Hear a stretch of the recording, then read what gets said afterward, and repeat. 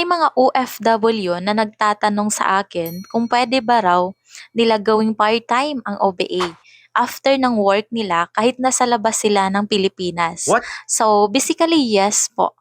Because OBA is online business naman.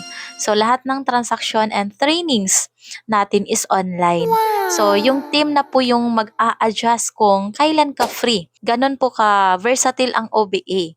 So, in fact, kahit wala kang experience or first time mo ito na i-venture, pwedeng-pwede ka dito. Kasi may mga free trainings po tayo now para mas maintindihan mo how it works. By the way, yung task mo lang is magse-set ng appointments. So, hindi ka rito magbebenta, magre-recruit, What? mag-i-invite. Wala ding quota. Wow! So, take note, hindi po ito trading. So, hindi po ito investment scams. This is an online business po, alright?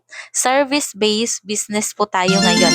Para mas maintindihan mo how it works, mayroon po tayong mga free orientation Wow!